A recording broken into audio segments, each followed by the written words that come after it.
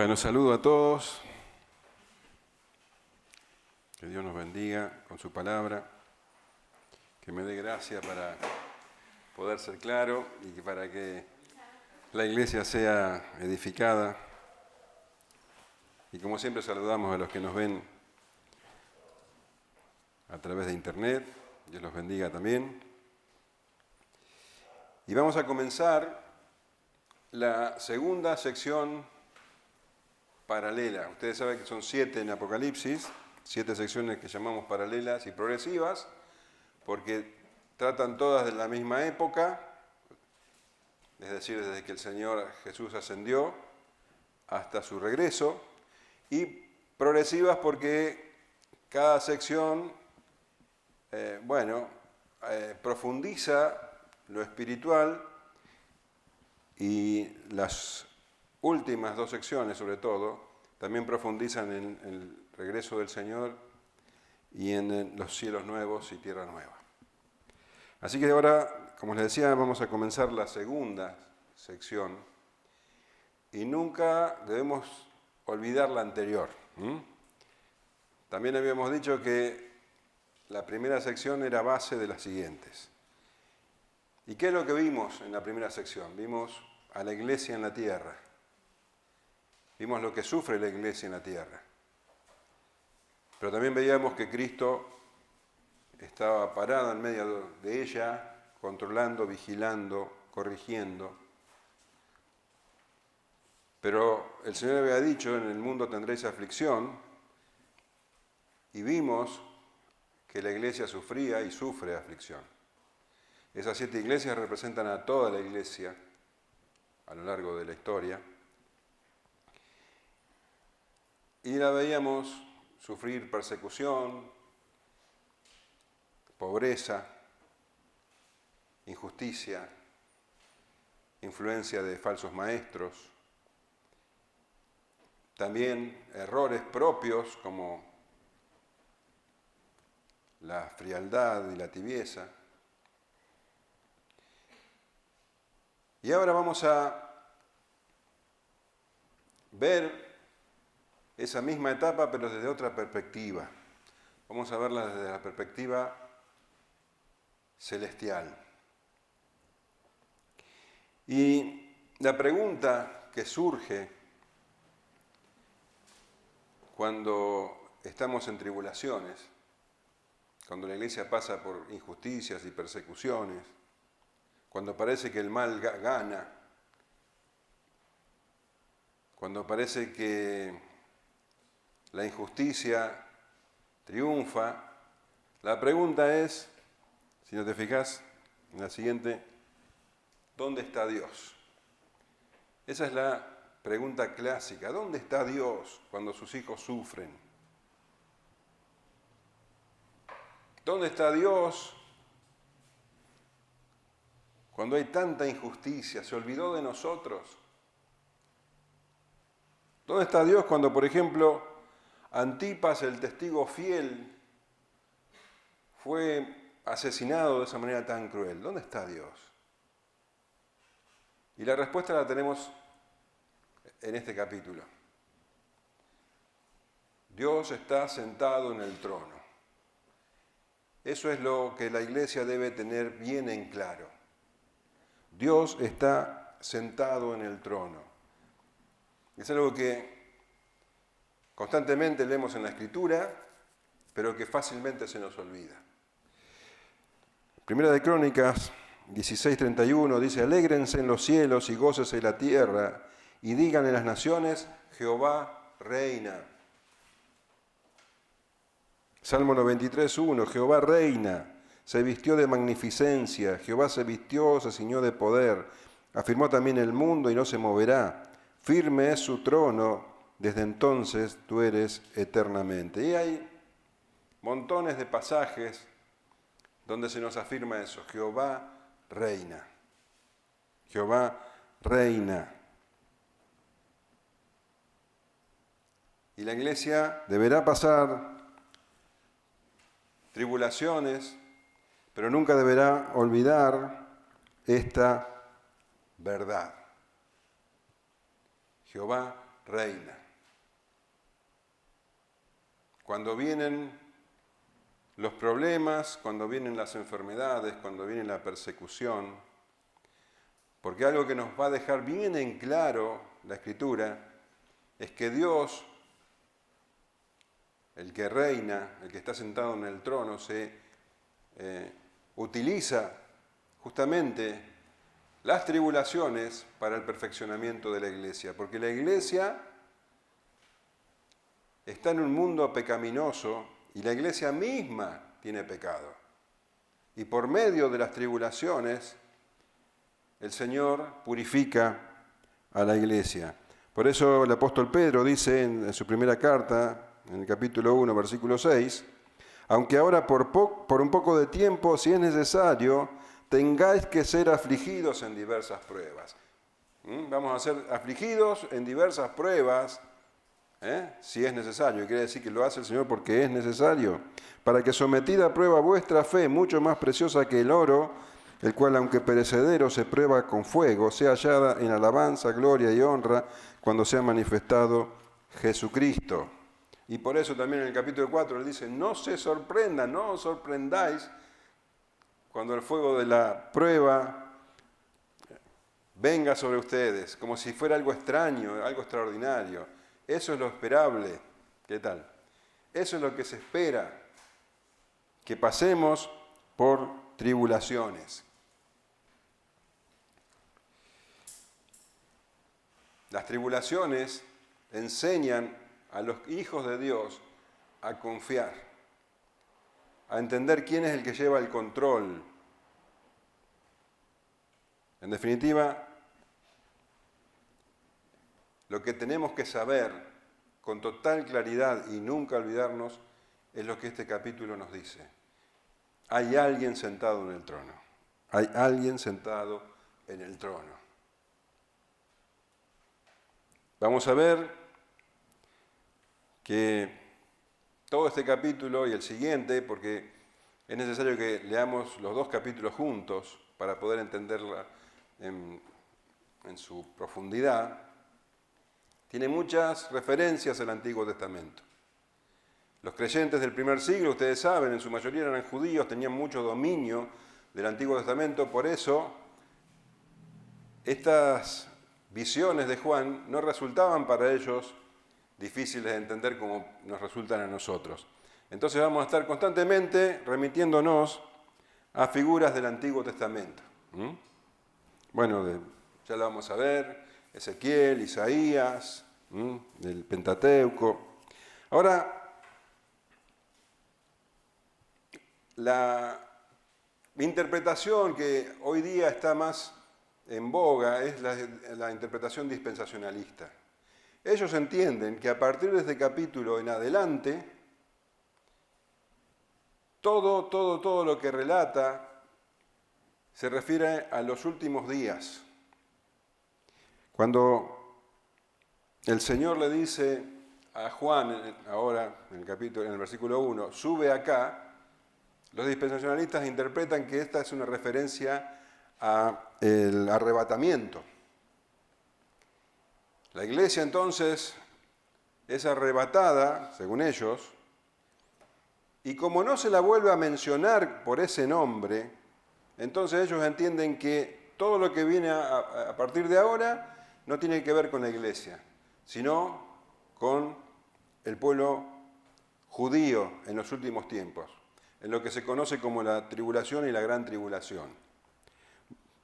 De más está decir que nosotros no estamos para nada de acuerdo, y entendemos que la gran tribulación es precisamente el período de la iglesia. Ustedes imagínense cómo hubieran reaccionado los creyentes del primer siglo, aquellos a los que la carta o la visión fue dirigida, si les decían que lo que ellos estaban pasando no era una gran tribulación.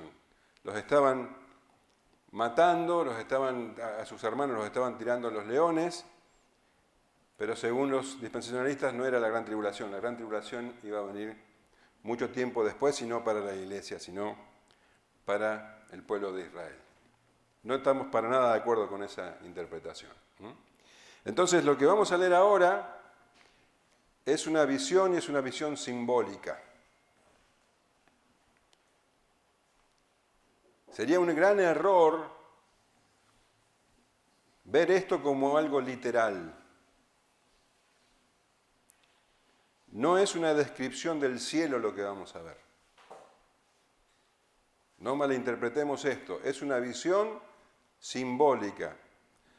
Primero lo vamos a leer y después vamos a ver cuál es su significado más profundo. Como les decía, es importante que leamos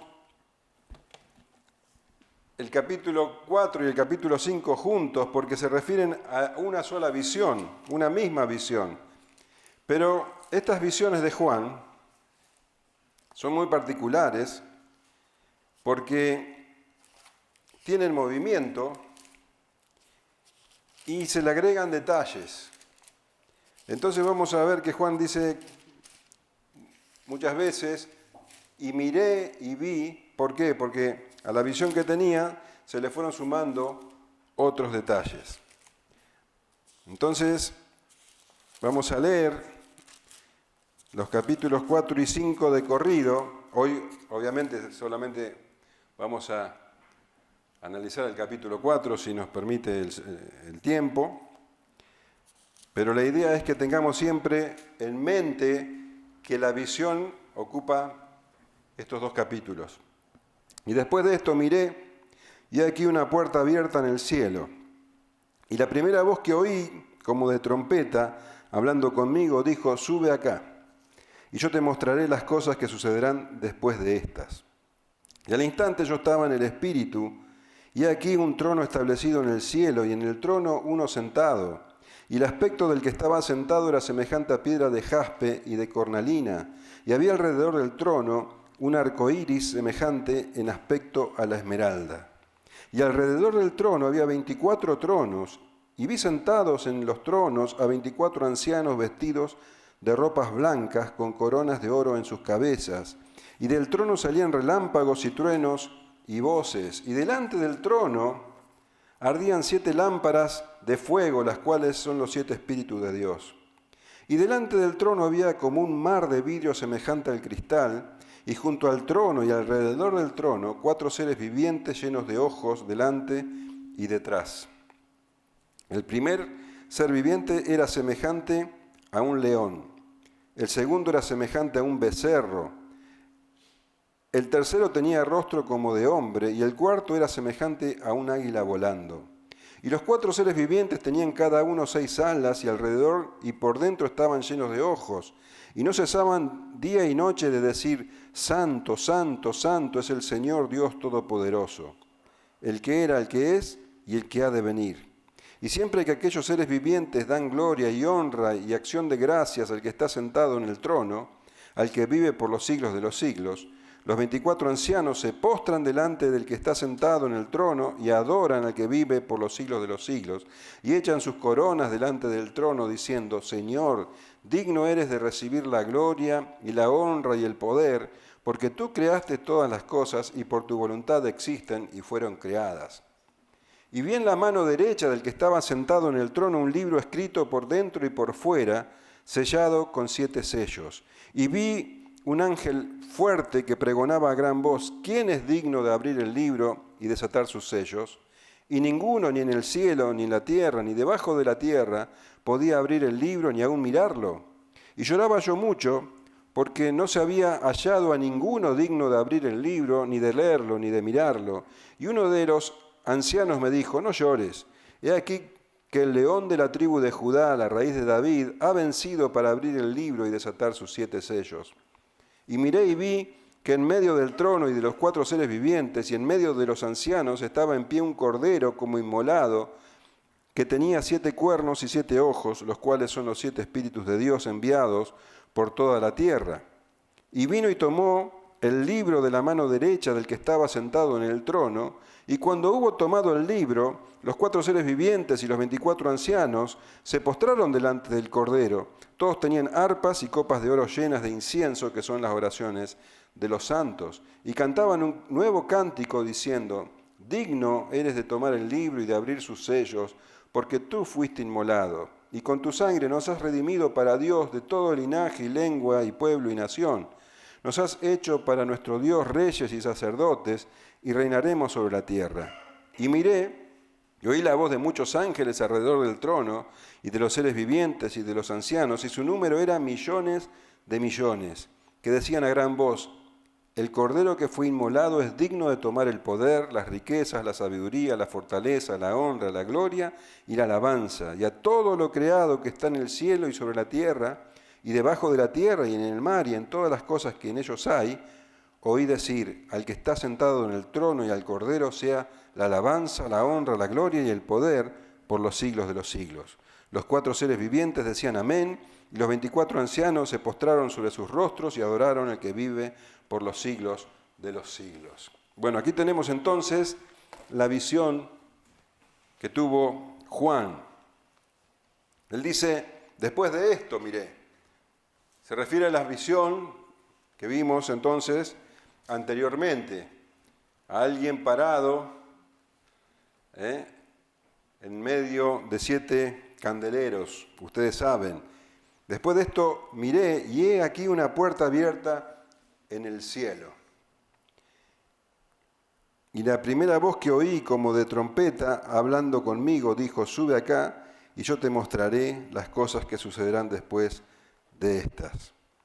Entonces, bueno, Juan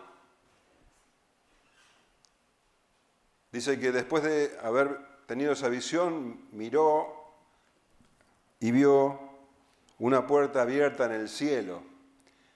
Y esto nos recuerda, y de hecho otros también experimentaron eso, Ezequiel, en el capítulo 1, versículo 1, dice: aconteció en el año 30, en el mes cuarto, a los 5 días del mes, que estando yo en medio de los cautivos junto al río Quebar, los cielos se abrieron y vi visiones de Dios.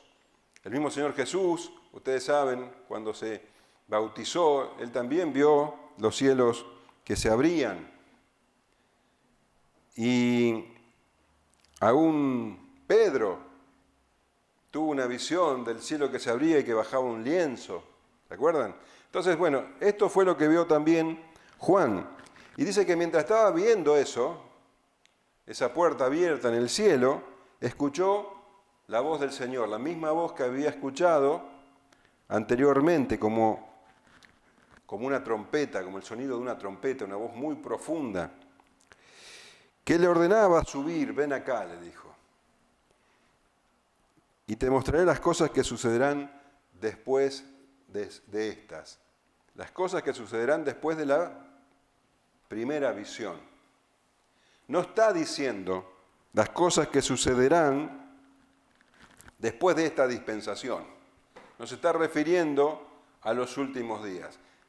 Bien claro nos dejó esto en el capítulo 1, cuando dicen las cosas que sucederán pronto y cuando dice el tiempo está cerca. Entonces se refiere específicamente a las cosas que van a pasar a lo largo, está hablando del futuro, sí, pero las cosas que van a pasar a lo largo de la dispensación, que ya nosotros siempre repetimos, desde que el Señor Jesús ascendió hasta que vuelva. Le va a mostrar de manera simbólica el devenir de la historia de la iglesia. Entonces, como decía, lo habíamos visto en los capítulos 2 y 3 desde la perspectiva terrenal, vimos a la iglesia sufriendo tribulaciones, problemas, y ahora lo vamos a ver desde una perspectiva celestial. Entonces, le dice, y al instante, yo estaba en el Espíritu. Quiere decir que cuando Juan vio la puerta abierta, no estaba en éxtasis, estaba totalmente consciente de lo que lo rodeaba. Él tuvo una visión, pero con total conciencia de dónde estaba y de lo que ocurría a su alrededor. Lo mismo podemos decir cuando Esteban lo estaban apedreando, él también vio los cielos abiertos, pero estaba consciente de que lo estaban apedreando. Recién ahora entonces dice, y al instante es que, después de ver esa puerta, de escuchar esa voz, ahí sí entró en éxtasis. Entonces, dice, al instante yo estaba en el Espíritu, ya no estaba más en Patmos, ahora estaba en el Espíritu. Su cuerpo estaba en Patmos, pero él estaba en el Espíritu. Y la visión que vio, entonces dice, y he aquí un trono establecido en el cielo y en el trono uno sentado. Es muy importante que hagas un ejercicio cuando llegues a tu casa. Agarra un resaltador, un marcador, una lapicera y señalá todas las veces que en este capítulo habla de la palabra, repite la palabra trono. Eso quiere decir que esa es la idea central de este capítulo y del siguiente. Vamos a ver un montón de detalles que describen, que agregan a la idea central. Y la idea central es esta. Hay alguien sentado en el trono. Esto es lo básico, lo que tenemos que saber con total seguridad todo creyente. Hay alguien sentado en el trono, un trono establecido en el cielo y en él uno sentado. Esto nos ubica entonces en la perspectiva correcta. Nosotros entendiendo esto, entendiendo que Dios está sentado en el trono, es que vamos a interpretar correctamente todas nuestras circunstancias y todo lo que ocurre en la iglesia y en el mundo. Dios está reinando. Ahora, vamos a ver acá, entonces yo les decía, esto no es una descripción del cielo, no vamos a ver algo, no nos imaginemos que vamos a tener una descripción literal del cielo. Lo que nos está mostrando Juan en realidad es que Dios está reinando no solo en el cielo, sino en todo el universo. Por eso yo traje un diagrama que nos va a facilitar, se lo robé a Hendrickson, así que tiene mucha más autoridad que yo, pero este diagrama nos va a facilitar el entendimiento de la visión de Juan. Vemos entonces ahí donde está la P, que está en el medio de una serie de círculos. Lo que nos está mostrando entonces es que Dios, que Juan nos describe a Dios en el centro, dominando toda la creación. Y vamos a ver esos círculos que nos van a ir describiendo de a poquito con la visión. Entonces, no nos dice quién está sentado en el trono, pero nosotros sabemos. Y no lo puede describir a él. En Ezequiel, cuando el profeta tiene una visión bastante parecida, dice que había uno con semejanza de hombre. Juan no dice lo mismo. Juan habla de resplandor. O fíjate que dice, el aspecto del que estaba sentado era semejante a piedra de jaspe y de cornalina. No tienen que pensar que el que estaba sentado en el trono se parecía a una piedra, sino que brillaba como esas piedras. Y había alrededor del trono un arco iris semejante en aspecto a la esmeralda. Entonces, como les decía, Juan empieza a mostrar como que círculos que rodean el trono. O mejor dicho, que el trono está sentado, el trono está establecido en medio de estas cosas que él va describiendo. El trono domina sobre todo. ¿Se entiende? Entonces tenemos el trono, que no se puede ver quién está ahí, porque, como nos dice en 1 Timoteo 6:16, el único que tiene inmortalidad, que habita en luz inaccesible, a quien ninguno de los hombres ha visto ni puede ver, el cual sea la honra y el imperio sempiterno. Amén. No se nos dice cómo es porque no puede ver, pero ve su resplandor, su fulgor, y dice que es semejante a la piedra de jaspe, en primer lugar, un brillo, un resplandor semejante a la piedra de jaspe, y después habla de piedra de cornalina. No tenemos una idea bien clara, porque hoy día no se sabe bien con claridad qué es el jaspe y la cornalina, pero sí tenemos indicios de qué son. El jaspe y la cornalina figuraban ya en el Antiguo Testamento en la vestimenta de los sacerdotes. Los sacerdotes se vestían con una pechera con 12 piedras, la primera justamente era jaspe y la última cornalina, que representaban las 12 tribus de Israel. Y en la Nueva Jerusalén, cuando lo leamos, ya al final vamos a ver que el basamento de la Nueva Jerusalén tiene estas piedras. Ahora, cuando leemos otras versiones, en vez de jaspe y cornalina, se nos habla de diamante y rubí. Probablemente se refiera a eso. Fíjate que, por ejemplo, en Apocalipsis 21:11,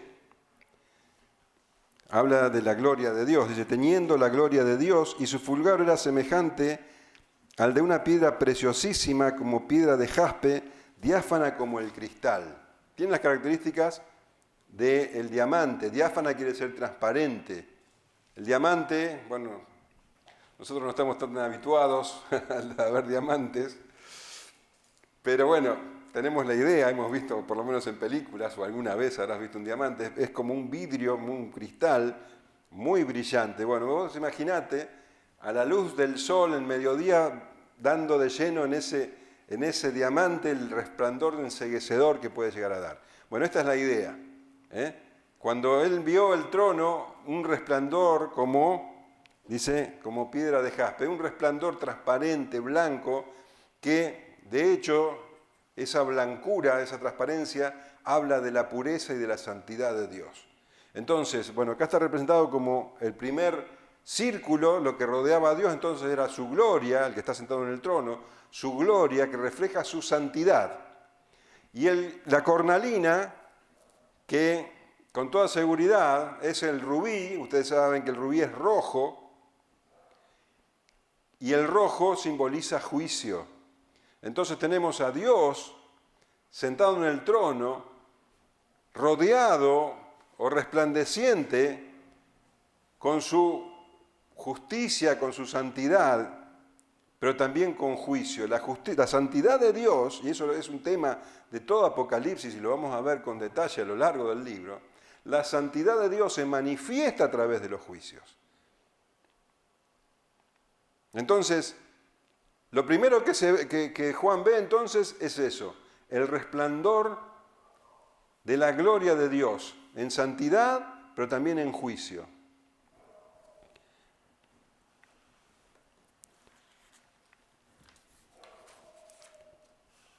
Y había alrededor del trono un arco iris semejante en aspecto a la esmeralda.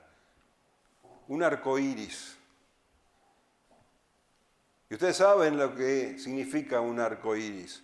Cuando, después de la gran inundación mundial, cuando Noé finalmente tocó tierra, ¿qué es lo que vio en el cielo? Un arco iris que significaba que Dios no iba a volver a juzgar al mundo con agua. El arco iris es una forma o un símbolo del pacto de Dios con su pueblo. El arco iris simboliza entonces la misericordia de Dios. Y esto es de gran consuelo para la iglesia, porque si bien Dios resplandece en santidad y en juicio, lo rodea el arco iris de la misericordia. Le está diciendo a la iglesia que Dios no está enojado con su pueblo. La iglesia puede pensar en medio de la tribulación, en medio de la persecución, que Dios se había olvidado de ellos, y no es así. Dios se manifiesta con juicios, pero la iglesia va a sufrir tribulación en la tierra, pero esa tribulación que va a sufrir es para su bien, para cumplir con el propósito, para su santificación.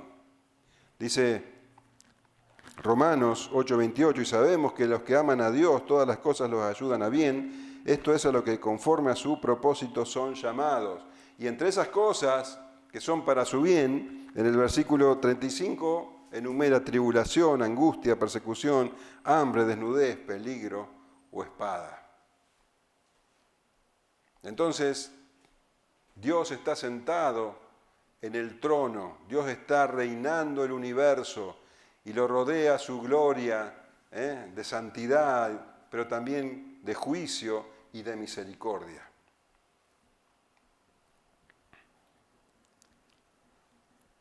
Y alrededor del trono, dice, había 24 tronos. Y vi sentados en los tronos a 24 ancianos, vestidos de ropas blancas con coronas de oros en sus cabezas. Lo primero que describe después de esto Juan, entonces es a 24 tronos donde se sentaban 24 ancianos. Pero si bien los enumera en primer lugar, no son los que están más cerca. Si nosotros vemos el diagrama, acá tenemos estos que representarían, estos rectángulos representarían los 24 tronos, vemos que hay algo más cerca que va a describir después, que son los seres vivientes. Sin embargo, al nombrar primero a los 24 ancianos antes que a los seres vivientes, está diciendo que los 24 ancianos tienen más gloria y más importancia delante de Dios que los seres vivientes. Por eso los nombra primero. Y alrededor del trono había 24 tronos. Y vi sentado en los tronos a 24 ancianos vestidos de ropas blancas con coronas de oro en sus cabezas. Nunca perdamos de vista el sentido general de la visión. Siempre tenemos que tener en cuenta que lo que está Juan mostrando es que Dios está en el centro, que Dios está gobernando, que Dios está sentado en el trono. ¿Sí? Todo lo que viene después en realidad están sumando a esa verdad. No podemos perdernos en los detalles sin entender la verdad. Estos 24 ancianos están haciendo, la mención de estos 24 ancianos está enfatizando que Dios está en el trono sentado reinando. Ahora, ¿quiénes son estos 24 ancianos? Estas son una de las figuras que también ha dado diferentes interpretaciones a lo largo de la historia. Pero si nos atenemos a que esto es un símbolo y no algo literal, entonces no hay tanto problema en la interpretación. El problema surge justamente cuando le damos interpretación literal. Entonces, ¿quiénes son estos 24 ancianos? Ya te digo que no son los 12 apóstoles y los 12 patriarcas. No son. De hecho, si fueran, Juan se tendría que haber conocido ahí porque estaría sentado también. Y sus amigos, sus compañeros. No son, ¿de acuerdo? Se ha interpretado que estos 24 ancianos son una especie de consejo celestial que rodean el trono de Dios. Y esta interpretación se basa en algunos pasajes del Antiguo Testamento. Por ejemplo, te voy a leer Primera de Reyes 22:19. Entonces él dijo: oye pues palabra de Jehová. Yo vi a Jehová sentado en su trono, y todo el ejército de los cielos estaba junto a él, a su derecha y a su izquierda. Y en Isaías 24:23 dice: la luna se avergonzará y el sol se confundirá, cuando Jehová de los ejércitos reine en el monte de Sión y en Jerusalén, delante de sus ancianos, y delante de sus ancianos sea glorioso. Entonces, algunos intérpretes entienden que en el trono de Dios, rodeando el trono de Dios, hay 24 tronos con 24 ancianos que son una especie de consejo celestial. Y como te decía, este problema, viene de tratar de interpretar literalmente Apocalipsis. Si esto fuera real, bueno, tendríamos que interpretar que Dios necesita un consejo de personas o de ángeles. Dios el soberano, Dios el que omnisciente, el omnipotente, necesitaría tener, porque si no, ¿qué otra función cumpliría un grupo de consejeros? ¿Y quiénes serían estos consejeros? No pueden ser seres humanos, deberían ser ángeles, ángeles que están sentados en tronos. Pero leemos en la Escritura que los ángeles nunca fueron creados para estar sentados en el trono, sino para servir para servir a Dios y para ayudar a las necesidades del pueblo de Dios. Fíjate lo que dice Hebreos 1:7. Ciertamente de los ángeles dice, el que hace a sus ángeles espíritu y a sus ministros, llama de juego, ministros de Dios para servir a Dios. Y ahí mismo en el versículo 14 de Hebreos 1 dice, ¿no son todos espíritus ministradores enviados para servicio a favor de los que serán herederos de la salvación? Los ángeles fueron creados para el servicio de Dios y para ministrar a los santos, nunca para reinar. Entonces, no podemos tomar esta interpretación como válida. Y como les dije, esto es una visión, no es algo que debemos tomar literalmente. No es que literalmente alrededor del trono hay 24 tronos. Acá el apóstol está dando un simbolismo, o mejor dicho, la visión tiene un simbolismo que nosotros tenemos que interpretar. Ahora, ¿quiénes son entonces estos 24 ancianos o qué representan estos 24 ancianos? Si nosotros vemos las características que tienen estos 24 ancianos, así de una manera, no tenemos que adentrarnos demasiado, verlo de una manera un poco superficial, ya podemos entenderlo. En primer lugar, su número, 24. 24 habla de un múltiplo de 12. 12 es la obra de Dios. El pueblo de Israel eran 12 tribus, la iglesia está sentada sobre los 12 apóstoles. Esto nos puede llevar a entender de que lo que estamos viendo acá es una figura de la iglesia de Dios, tanto del Antiguo como del Nuevo Testamento, del pueblo de Dios en su totalidad.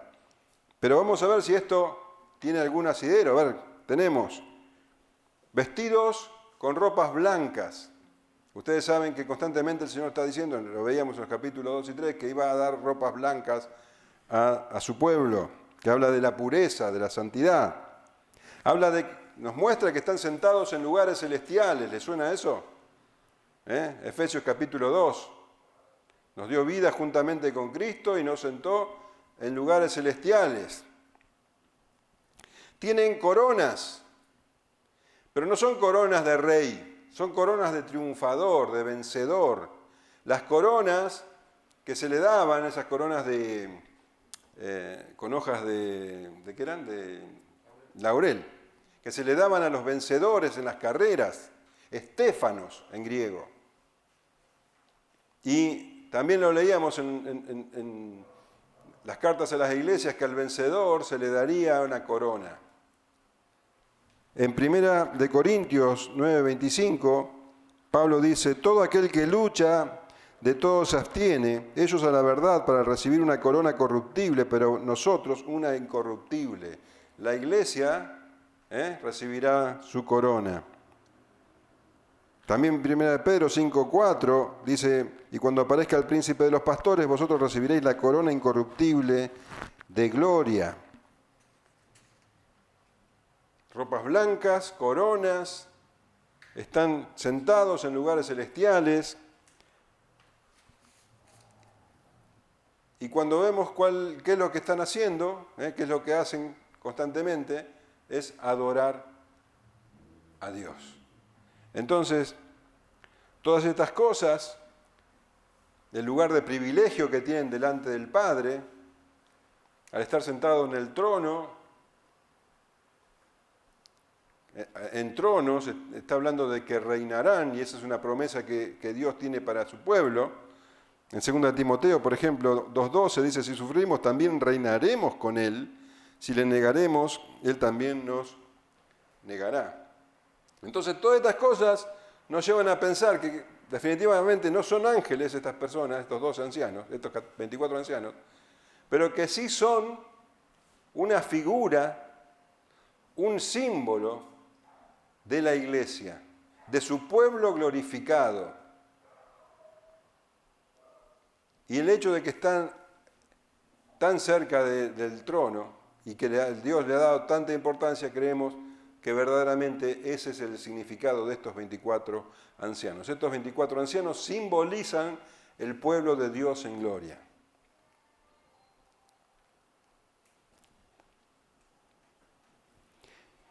Y dice el versículo 5, y delante del trono salían relámpagos y truenos y voces.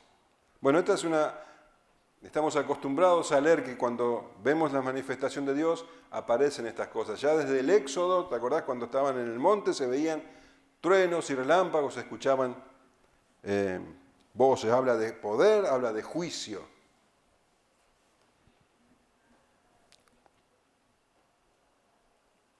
En Éxodo te decía, en Apocalipsis también,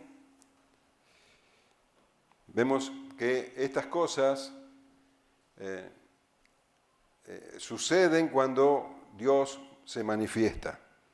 Relámpagos, truenos y voces. Y lo vamos a ver a lo largo de todo el libro eso. Y delante del trono, dice, ardían 7 lámparas de fuego, las cuales son los 7 espíritus de Dios. Delante del trono, bueno, acá tenemos entonces en el dibujo, en la lámpara, que bueno, dice, delante del trono ardían 7 lámparas de fuego, las cuales son los 7 espíritus de Dios. El 7 nosotros sabemos que habla de plenitud. Está hablando de la plenitud del Espíritu. El Espíritu Santo delante del trono de Dios, representado por esa lámpara, y es una figura a lo que pasaba en el templo y en el tabernáculo. En el lugar santo estaba siempre encendida la lámpara con las 7 velas, que se representan entonces una figura del Espíritu Santo. La figura que después se completará en el capítulo 5, cuando vemos que el Cordero también está en el trono. Entonces vamos a ver al Padre, el que está sentado en el trono, al Cordero y al Espíritu, y el Espíritu que está enfrente del Padre es enviado a toda la tierra. Por eso tenemos que ver el capítulo 4 y el capítulo 5 juntos. La visión se va completando. Ahora lo que tenemos entonces es que el Espíritu Santo, representado por esas lámparas, por supuesto que no podemos tomar como que son lámparas literales, pero es una figura del Espíritu Santo con un fuego encendido. Ustedes saben que el fuego es símbolo de juicio para los inconversos y de santificación para el pueblo de Dios.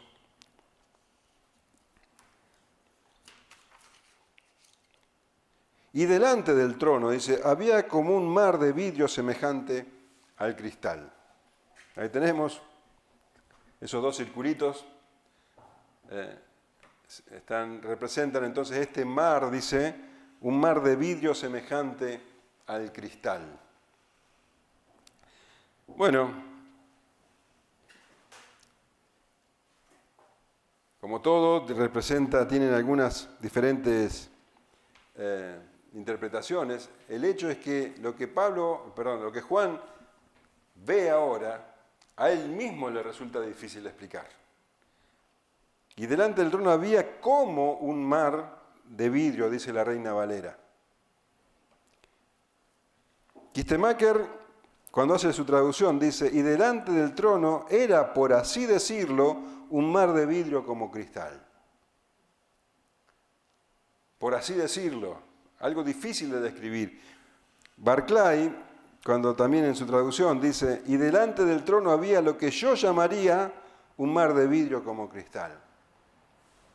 Y la diosa habla hoy, traduce, delante del trono había también algo que parecía un mar transparente como el cristal. Es algo que para Juan no era fácil de explicar. Y bueno, si no era fácil de explicar para Juan, también es dificultoso para nosotros. Aunque debemos remitirnos, como siempre, al Antiguo Testamento para poder entender mejor qué es lo que esto está simbolizando. Porque hay interpretaciones que realmente dejan mucho que hablar.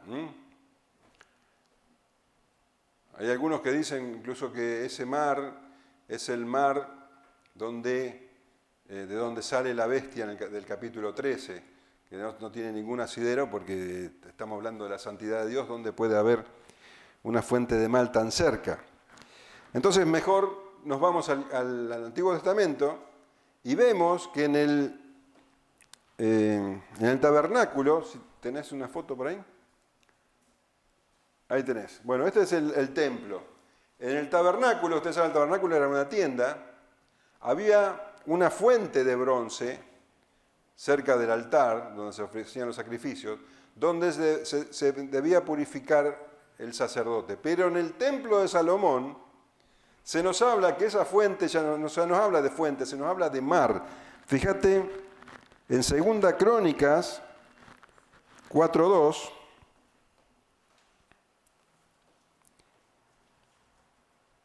dice, también hizo un mar de fundición, el cual tenía 10 codos de un borde al otro, 10 codos serían 5 metros, de un borde al otro, enteramente redondo, acá tenés entonces la figura. Su altura era de 5 codos, 2 metros y medio, y un cordón de 30 codos de largo lo ceñía alrededor. Y en el versículo 6 de este capítulo 4 de 2 Crónicas, dice, hizo también 10 fuentes y puso 5 a la derecha y 5 a la izquierda, creo que ahí se ven las fuentes, allá están, para lavar y limpiar en ellas lo que se ofrecía en el holocausto, pero el mar era para que los sacerdotes se lavaran en él. Quiere decir que ese mar era esta fuente enorme, llamada mar, era para que se purifiquen los sacerdotes, para que pudieran entrar a la presencia de Dios limpios.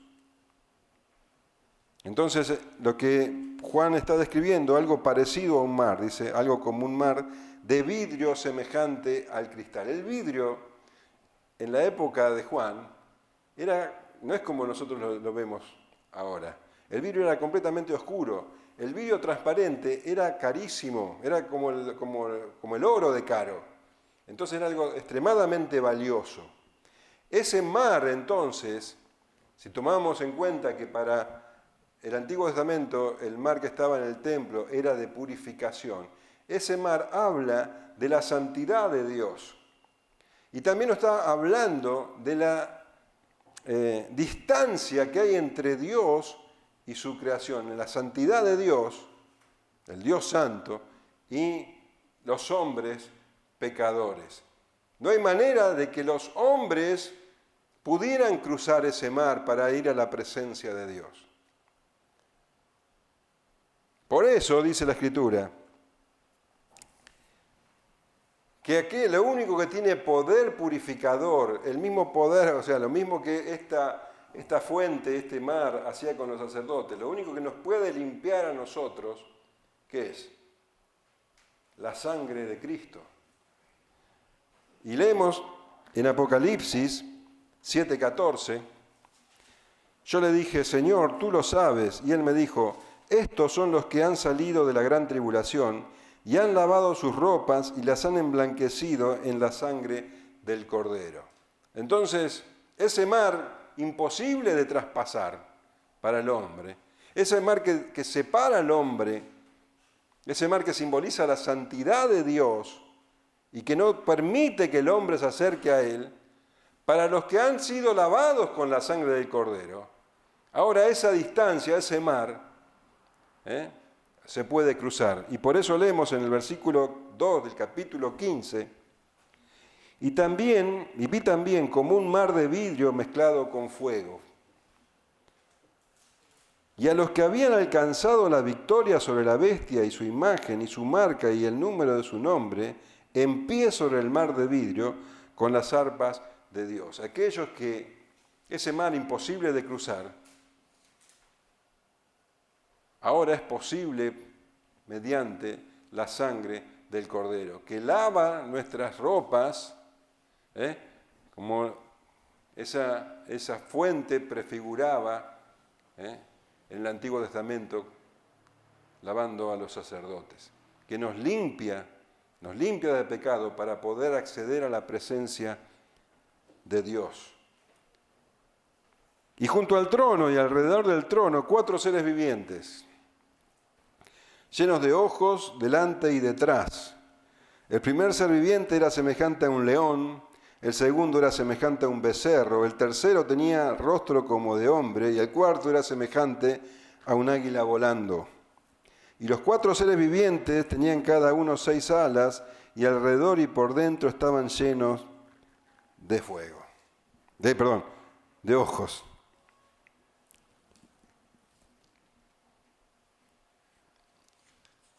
Y acá sí que tenemos algo que tiene bastante dificultad para ser interpretado. Y como siempre decimos, no perdamos de vista la visión o lo que la visión verdaderamente quiere decir perdiéndonos en los detalles. Dios está sentado en el trono, Dios está sentado en el centro de su creación. Y eso es lo que tenemos que entender siempre. Pero los detalles son importantes, si no, no estarían ahí. Tenemos que entenderlos.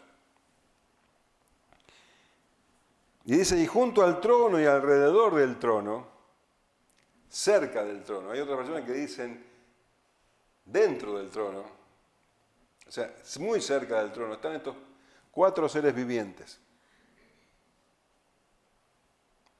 Parecería como que Juan los ve equidistantes, digamos, a igual distancia uno del otro.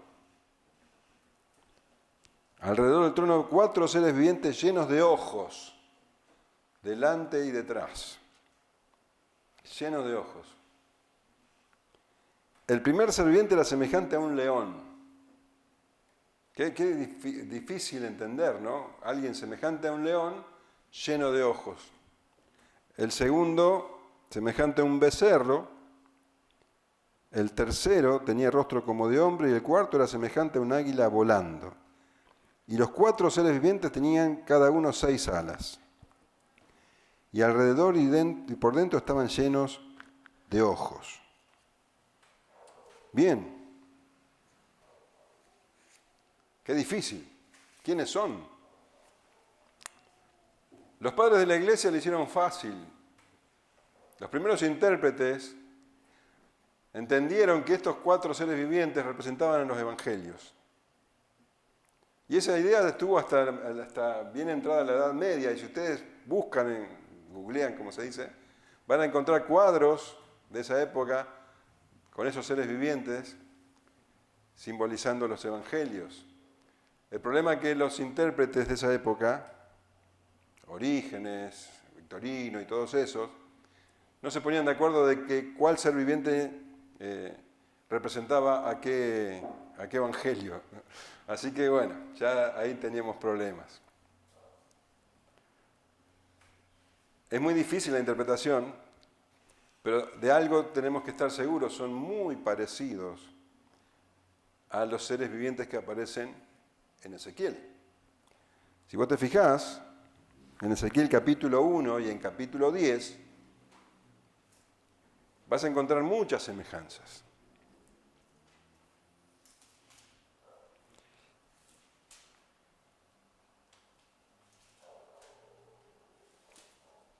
Dice Ezequiel 10, 20, estos eran los mismos seres vivientes que vi debajo del Dios de Israel junto al río Quebar y conocí que eran querubines.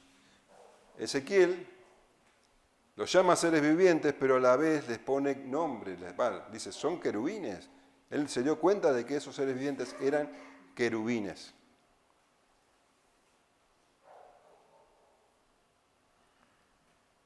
Pero Juan no los llama así, no los llama querubines, los llama seres vivientes. Y si vos lees el capítulo 1 de Ezequiel y el capítulo 10, vas a encontrar muchas similitudes. Te recomiendo después que lo leas y después te llevas los apuntes, vas a encontrar un cuadro donde están las similitudes. La primera, como te digo, a los 2 se los llama seres vivientes. La segunda similitud es que son 4.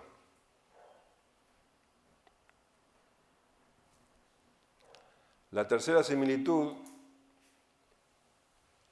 es sus rostros, de león, de becerro, de hombre y de águila volando.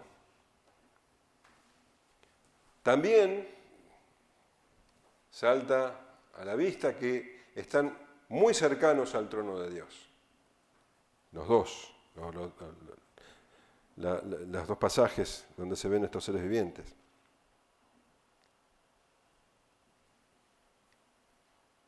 En los dos hay fuegos y truenos y relámpagos, en los dos pasajes de Ezequiel 1 y Apocalipsis 4. En los dos se los describe como que están llenos de ojos.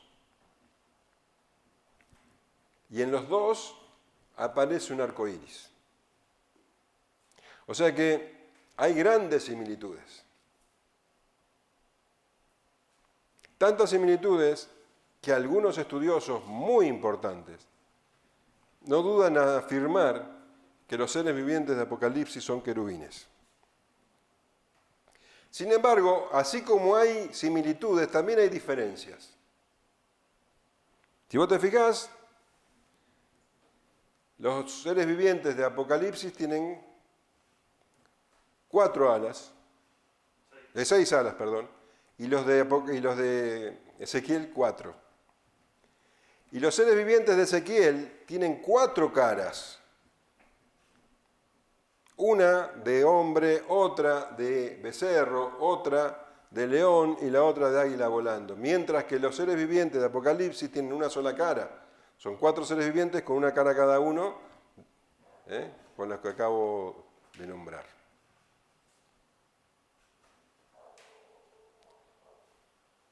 Tienen algunas diferencias.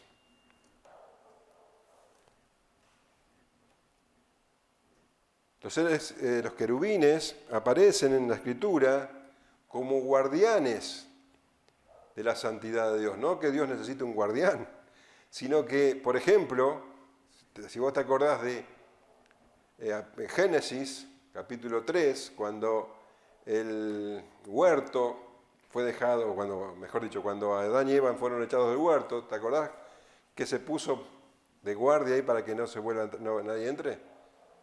Unas espadas ahí volando, ¿y qué más? Querubines. Cuando se hizo el arca del pacto, en la tapa había ahí labrado en el mismo material que 2 querubines. Y de hecho también en los cortinados del templo y del tabernáculo se habían bordado querubines, simbolizando que como que guardaban entonces la santidad de Dios. Fíjate que siempre los querubines aparecen entonces rodeando, vos sabés, el lugar santísimo del tabernáculo y del templo, era el lugar donde Dios se manifestaba.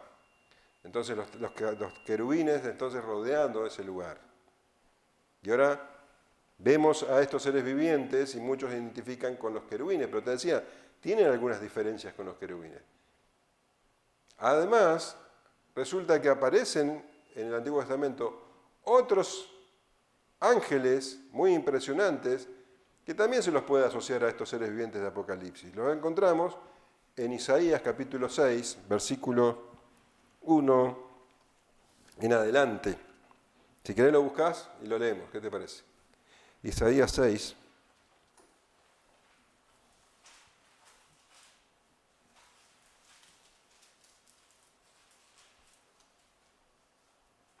En el año que murió el rey Usías, vi yo al Señor sentado sobre un trono alto y sublime, y sus faldas llenaban el templo. Por encima de él había serafines, cada uno tenía 6 alas, con 2 cubrían sus rostros, con 2 cubrían sus pies, y con 2 volaban, y el uno y el otro daba voces diciendo: Santo, Santo, Santo, Jehová de los ejércitos, toda la tierra está llena de su gloria. Entonces vos fíjate, acá tenemos unos ángeles que tienen 6 alas, como los seres vivientes de Apocalipsis. Y tienen la similitud también de lo que hacen. Adoran constantemente diciendo santo, santo, santo. Si fueran simplemente querubines que rodean a Dios, podemos decir que lo que está mostrando este simbolismo de los querubines es que seres tan impresionantes, tan maravillosos, tan poderosos, adoran a Dios, se rinden ante aquel que está sentado en el trono. Pero también podemos entender que Juan no los nombra como querubines porque está dando a entender otra cosa. Y el hecho de que sean un poco querubines y un poco serafines nos esté mostrando algo más. Cuando leemos Isaías, capítulo 6, versículo 1, cuando Isaías tuvo esa visión, no fue en cualquier momento. Volvemos a leer. Dice, en el año en que murió el rey Usías, vi yo al Señor sentado sobre un trono alto y sublime, y sus faldas llenaban el templo. Ese año, el año en que murió el rey Usías había sido un gran rey para Israel y había tenido un largo reinado. Y ahora el rey había muerto. Y el pueblo estaba en incertidumbre, en temor. Ese rey en el que ellos habían confiado, ahora no estaba más. ¿Qué vendrá después? No te olvides que siempre había alrededor de Israel el peligro de la invasión y, bueno, dependía mucho de la sabiduría del rey el futuro de Israel. Y el pueblo estaba asustado, el mismo Isaías debía estarlo, era joven, debían tener temor. Y ese mismo año, Isaías vio a alguien sentado en el trono, rodeado de ángeles, y lo que tuvo que aprender Isaías ese día es que no importa quién reine en la tierra, lo importante es que hay un Dios en el cielo, hay alguien sentado en el trono, más allá de las circunstancias.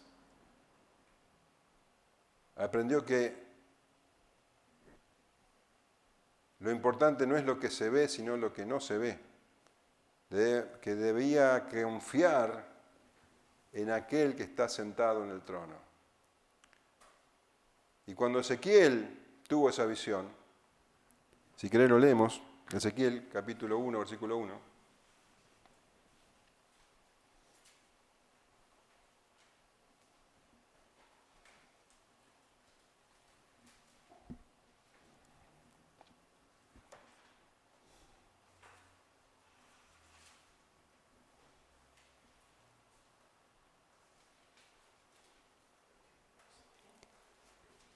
Aconteció en el año 30, en el mes cuarto, a los 5 días del mes, que estando yo en medio de los cautivos junto al río Quebar, los cielos se abrieron y vi visiones de Dios en el 5º año de la deportación del rey Joaquín a los 5 días del mes. Dice que cuando aconteció en el año 30, no está hablando de un año 30 hablando de algún rey, de algún reinado, algo así como referencia, sino que él cumplía 30 años. Ezequiel cumplía 30 años. Él iba a ser sacerdote. Ese era su destino, sacerdote en el templo. Iba a servir a Dios y cuando cumplía 30 años iba a comenzar su ministerio. A los 30 años los sacerdotes empezaban con su ministerio sacerdotal.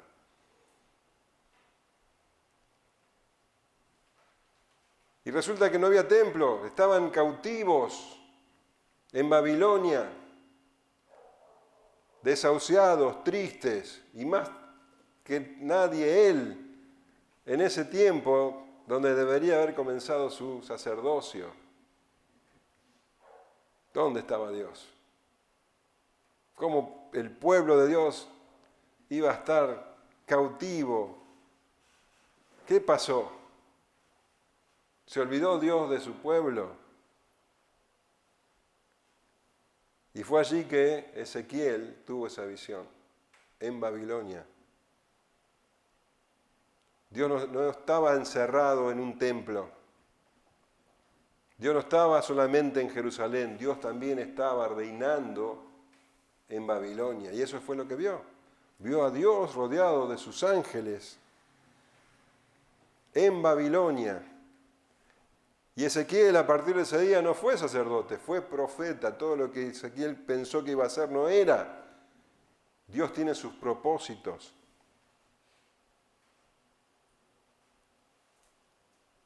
Isaías tuvo que aprender a confiar en el que está sentado en el trono, y Ezequiel tuvo que aprender a confiar en el que está sentado en el trono rodeado de seres vivientes. Y lo que nos está mostrando entonces este pasaje de Apocalipsis, que el mismo Dios de Isaías y el mismo Dios de Ezequiel era el mismo Dios que reinaba en los tiempos de persecución en la iglesia, y es el mismo Dios que reina hoy. Dios está sentado en su trono, reinando con poder y autoridad. Y los seres vivientes nos recuerdan eso. Dios está por encima del espacio y es por encima del tiempo, por encima de toda circunstancia. Dios está en el trono, en el centro de la creación. No hay nada que se escape de su mano.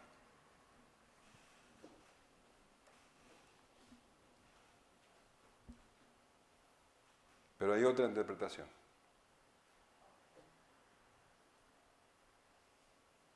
Algunos entienden que estos seres vivientes no representan ángeles.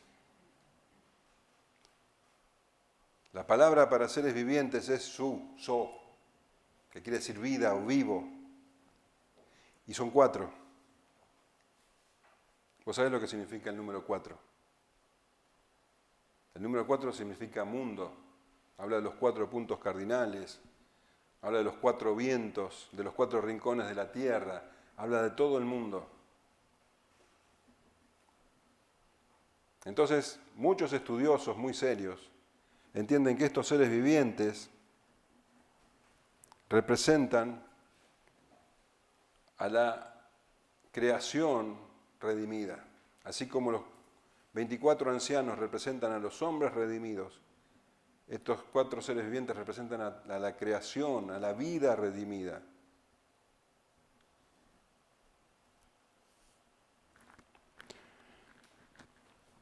William Barclay dice: los 4 seres vivientes representan todo lo más noble, fuerte, sabio y veloz de la naturaleza. Cada uno tiene la preeminencia en su propia esfera particular. El león es supremo entre las fieras, el buey entre el ganado, el águila entre los aves y el hombre entre todas las criaturas.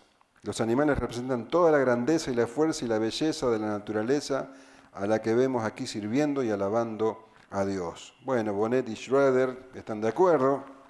Estos seres vivientes, dice, el número de 4 representan la creación animada en su totalidad.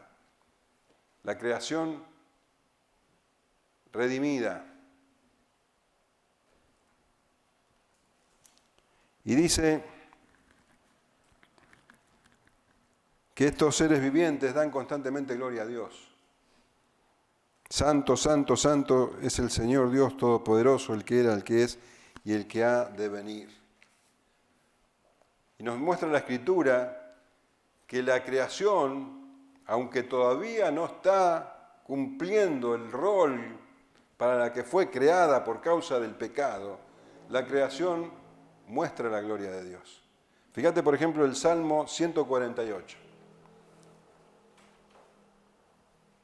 Dice: alabad a Jehová desde los cielos, alabadle en las alturas, alabadle vosotros todos sus ángeles, alabadle vosotros todos sus ejércitos, alabadle sol y luna, alabadle vosotras todas lucientes estrellas, Alabadle cielo de los cielos y las aguas que están sobre los cielos.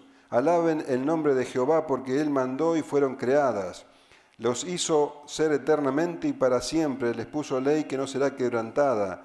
Alabad a Jehová desde la tierra, los monstruos marinos y todos los abismos, el fuego y el granizo, la nieve y el vapor, el viento de tempestad que ejecuta su palabra, los montes y todos los collados, el árbol de fruto y todos los cedros, la bestia y todo animal, reptiles y volátiles, los reyes de la tierra y todos los pueblos, los príncipes y todos los jueces de la tierra, los ancianos y los niños alaben el nombre de Jehová, porque solo su nombre es enaltecido, su gloria sobre tierra y cielos. Él ha exaltado el poderío de su pueblo, alábenle todos sus santos, los hijos de Israel, el pueblo a él cercano, aleluya. Todo alaba a Jehová. Y dice que la creación habla de su gloria, canta de su gloria. Pero el hombre común, el hombre pecador no lo puede entender, no lo ve. En Romanos 1:20 dice, porque las cosas invisibles de Él, su eterno poder y deidad, se hacen claramente visibles desde la creación del mundo, siendo entendidas por medio de las cosas hechas, de modo que no tienen excusa. El hombre ve la magnificencia, ve cómo Dios se manifiesta a través de la creación y ellos rechazan a Dios y pueden llegar a adorar a la criatura, pero nunca al Creador. El hombre natural rechaza a Dios que se manifiesta a través de la creación. Y dice Romanos 8:21, porque también la creación misma será libertada de la esclavitud de corrupción a la libertad gloriosa de los hijos de Dios, porque sabemos que toda la creación gime a una y aún está con dolores de parto hasta ahora. La creación, hermosa como es, está en dolores de parto. Todavía no cumple con el propósito que Dios le ha dado por causa de la maldición del pecado. Y como te decía, los hombres y las mujeres ven estas manifestaciones y rechazan a Dios. Pero no pasa así con los hombres y mujeres que han nacido de nuevo. No pasa así con la iglesia. Por eso leemos, y siempre que aquellos seres vivientes dan gloria y honra y acción de gracia, los seres vivientes representando entonces la naturaleza redimida, y siempre que aquellos seres vivientes dan gloria y honra y acción de gracias al que está sentado en el trono, el que vive por los siglos de los siglos, los 24 ancianos se postran delante del que está sentado en el trono y adoran al que vive por los siglos de los siglos y echan sus coronas delante del trono diciendo, Señor, digno eres de recibir la gloria y honra y el poder, porque tú creaste todas las cosas y por tu voluntad existen y fueron creadas. Cada vez que la naturaleza glorifica a Dios, la iglesia le da gloria al Creador, porque Él las creó. La iglesia reconoce a Dios a través de la naturaleza y le da gloria a Dios. Siempre que la naturaleza se manifiesta la gloria de Dios, dice que los ancianos, los 24 ancianos, se postran, se humillan y le tiran sus coronas, reconociendo a Dios como el Creador. Y en este pasaje se nos muestra al Señor entonces como el que está sentado en el trono, el Dios soberano, que vive por los siglos de los siglos, el eterno Dios creador. Y dice, tú creaste todas las cosas y por tu voluntad existen y fueron creadas. Por esto, entonces, los ancianos, la iglesia, alaba a Dios, el Dios creador. Y en el capítulo 5, la adoración se va a sumar al que está sentado en el trono, el Creador, y el Cordero, el Redentor. Pero vamos a dejarlo acá y continuaremos con esta visión en el próximo martes.